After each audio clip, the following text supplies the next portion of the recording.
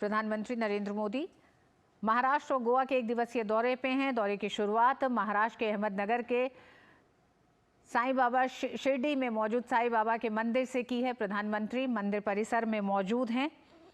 मंदिर परिसर में पूजा दर्शन के लिए प्रधानमंत्री पहुंच चुके हैं।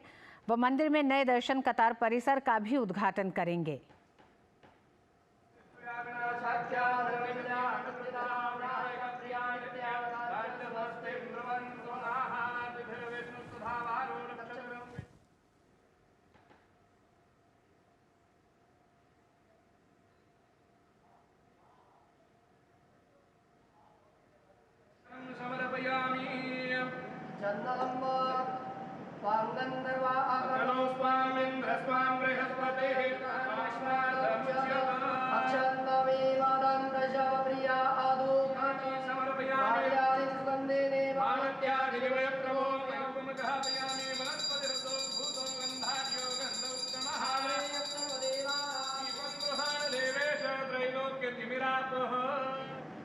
ओम प्राणाय स्वाहा ओम वाणाय स्वाहा ओम व्यानाय स्वाहा। शिरडी महाराष्ट्र के मशहूर धार्मिक स्थलों में से एक है। हर साल यहाँ लाखों लोग बाबा के दर्शन के लिए पहुँचते हैं। हम जानते हैं कि गुरुवार का दिन शिरडी के साईं बाबा का दिन कहा जाता है और आज इस शुभ दिन पर प्रधानमंत्री नरेंद्र मोदी साईं बाबा मंदिर पहुँचे हैं। साईं बाबा के दर्शन के लिए इस मंदिर की प्रसिद्धि सिर्फ महाराष्ट्र तक ही सीमित नहीं है, बल्कि बाबा का दर्शन करने लोग विदेशों से भी आते हैं। अनुज हमारे साथ जुड़ गए हैं। अनुज, आज शिरडी और शिरडी के आसपास के इलाकों के लिए बेहद अहम दिन है। प्रधानमंत्री पूजा अर्चना करने के बाद जिस तरह से विकास परियोजनाओं का उद्घाटन और शिलान्यास करने जा रहे हैं।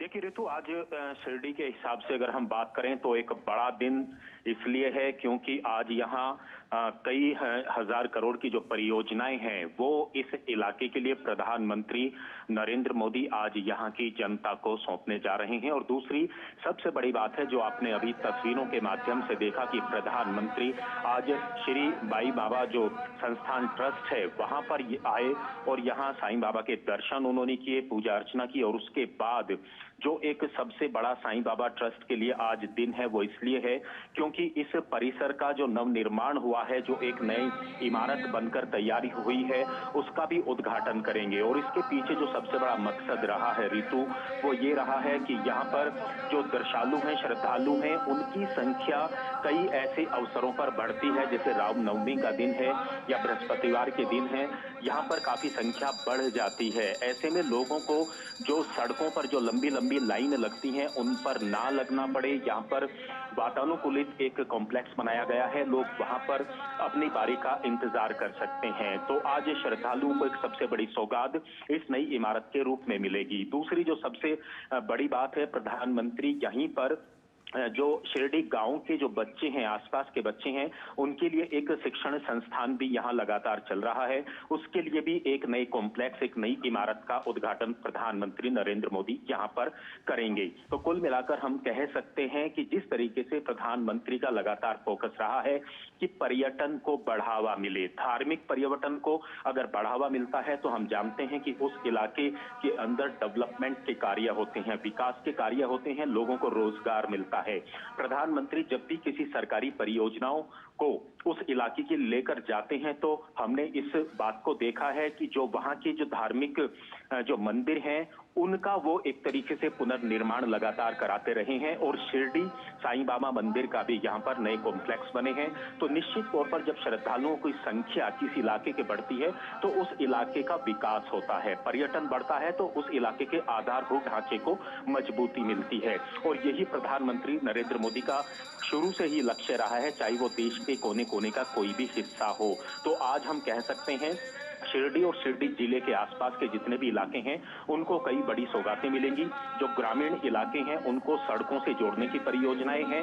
किसानों के लिए एक इसके बाद जो प्रधानमंत्री नरेंद्र मोदी का कार्यक्रम है वो एक डैम है, उसका आज भूमि पूजन होगा और वहीं से जो एक कैनाल है, नहर है, उसका उद्घाटन होगा। इससे वहां के जो हजारों लाखों किसान हैं उनको सिंचाई की अच्छी व्यवस्था मिलेगी। और कुछ तो ऐसे भी इलाके हैं, गांव हैं, जहां तक पीने के पानी की अच्छी व्यवस्था नहीं थी, आज वो पानी की पीने की अच्छी व्यवस्था वहां के लोगों को मिलने जा रही है। रेल यातायात की बात करें उसमें भी एक नई लाइन का उद्घाटन होगा। और हम तो ऋतु इस बात को जानते हैं कि पहले शिरडी में अगर कोई लोग रेल से आता था तो उसको यहाँ से 30 किलोमीटर के आसपास दूर उतरना होता था, लेकिन अब ऐसा नहीं होता है, सीधी रेल शिरडी के अंदर आती है।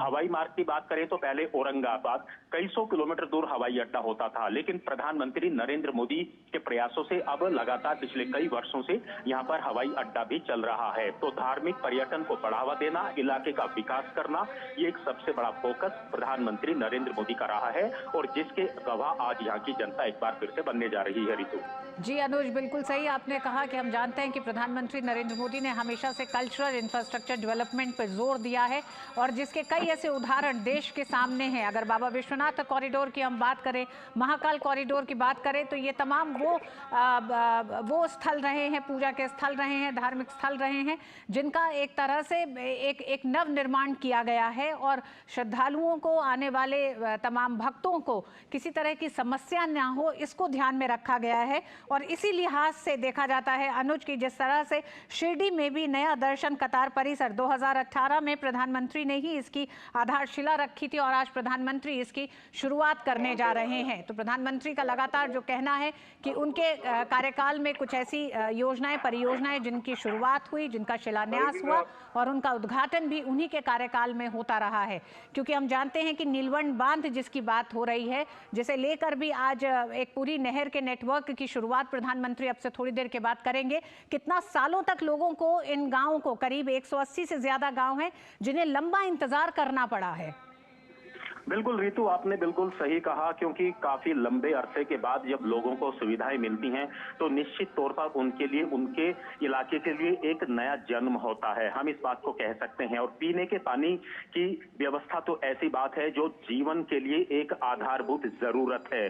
और ऐसे में प्रधानमंत्री ने कई कार्यक्रम चलाए हैं, चाहे घर घर जल नल की बात चलाई हो, सिंचाई की व्यवस्था की बात की हो, ये इस तरह की बातें हैं जो प्रधानमंत्री सीधे जो लोगों की जो समस्याएं हैं, जो निचले पायदान के लोग हैं, उनकी बातों को जब प्रधानमंत्री लगातार उनके इलाकों तक पहुंचाते हैं तो ये उनके लिए एक बड़ी बात होती है। तो निश्चित तौर पर ये महाराष्ट्र के ऐसे इलाके हैं, हमने तो ऋतु ऐसे भी दिन देखे हैं जब महाराष्ट्र के अंदर, विदर्भ ही नहीं बाकी कुछ ऐसे भी इलाके हुआ करते थे जहां पानी की, पीने की समस्याएं मीडिया की हेडलाइन बना करती थी, अखबारों की हेडलाइन बना करती थी। किसान के लिए सिंचाई के पानी की कोई व्यवस्था नहीं होती थी। ये सिर्फ अब महाराष्ट्र नहीं बल्कि पूरे देश के गांवों तक, अलग अलग इलाकों तक, तहसील ब्लॉक स्तर तक, गांवों तक अब ये सारी सुविधाएं पहुंच रही हैं।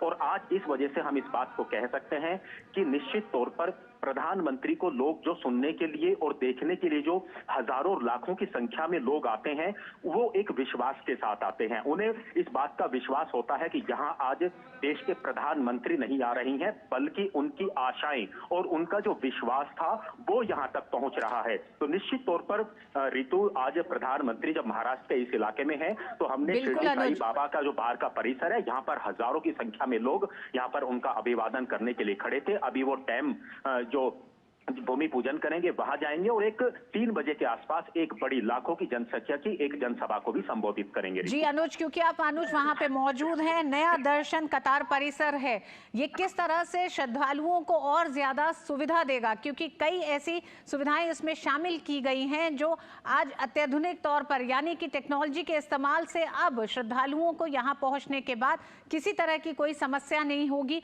एक बड़ी संख्या में लोग यहाँ पे एकत्रित हो सकते हैं। हम इसलिए भी बताना चाहते हैं क्योंकि शिरडी के साईं बाबा के श्रद्धालु सिर्फ देश तक ही सीमित नहीं है, विदेशों से भी लोग आते हैं दर्शन के लिए। तो लोगों को ये पता चले कि किस तरह से शिरडी का साईं बाबा मंदिर अब आने वाले समय में पूरी तरह बदल जाएगा इस नए परिसर के जुड़ने के साथ।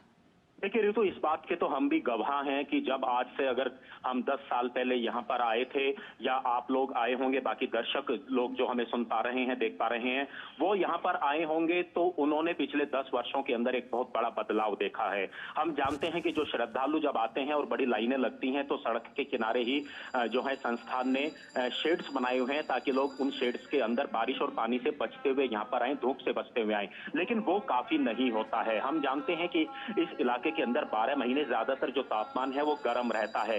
इन्हीं बातों को ध्यान में रखते हुए जो नया कॉम्प्लेक्स बना है वो पूरी तरीके से ऋतु वातानुकूलित है, पूरी तरीके से एयर कंडीशनड है, और सबसे अच्छी बात है कि लोगों को अब लाइनों में खड़ा नहीं होना पड़ेगा। वो वहां अपनी बारी का आराम से विश्राम कर सकते हैं, इंतजार कर सकते हैं, और वहां पे बकायदा वहां पे एक तरीके से बोर्ड लगाए गए हैं और उसमें ये सारी चीजें वहां दिखाई देती हैं, एलईडी दिखाई देती है कि आप कितनी देर में आपका नंबर आएगा। और दूसरी सबसे बड़ी बात है, पीने के पानी की वहां व्यवस्था है। बच्चे अगर वहां हैं तो बच्चों के लिए एक अलग से इलाका है, जो बच्चे वहां पर अपना विश्राम कर सकते हैं। तो बैठने की, बुजुर्गों के लिए, दिव्यांगों के लिए बैठने की व्यवस्था है।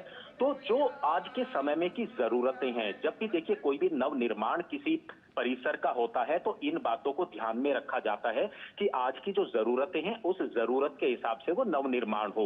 और ये जो परिसर के अंदर नव निर्माण हुआ है, चाहे वो शिक्षण संस्थान का कॉम्प्लेक्स हो या ये जो लंबी कतारें हैं उन दर्शनालुओं के लिए हो, तो निश्चित तौर पर ये काफी राहत और सुकून श्रद्धालुओं को देगा। हम तो आज सुबह जब ऋतु श्रद्धालुओं से बात कर रहे थे तो जी। उन्होंने कहा कि हम आज से जब 5 साल पहले आए थे उसके बाद से पूरा नजारा बदला हुआ है। हम जानते हैं कि जब यहाँ पर जो 100वां शताब्दीवा जो समाधि जो उपलक्ष्य यहाँ पर मनाया गया था, उत्सव यहाँ पर मनाया गया था, उसमें प्रधानमंत्री नरेंद्र मोदी ही वर्ष 2018 में यहाँ पर आए थे और ये जो नए कॉम्प्लेक्स बने हैं इनका भूमि पूजन उन्होंने किया था। आज 5 वर्ष के बाद प्रधानमंत्री उनका उद्घाटन कर रहे हैं। ये एक सबसे बड़ा उदाहरण है कि अगर सरकारों की नीति और नीयत अच्छी हो, जन सेवकों की नीति और नीयत अच्छी हो, तो समयबद्ध तरीके से किस तरीके से कार्य किया जा सकता है। इस चर्चा की हमने जो है यहाँ पर हमने बातें सुनी है, लोग इस बात की चर्चाएं कर रहे थे। और आपने जिस तरीके से कहा, सिर्फ भारत वर्ष से नहीं बल्कि दुनिया भर के लोग, पर्यटक यहाँ पर आते हैं, श्रद्धालु यहाँ पर आते हैं, तो उनको भी लगता है कि जब वो अपने भारत वापस देश आते हैं तो विदेशी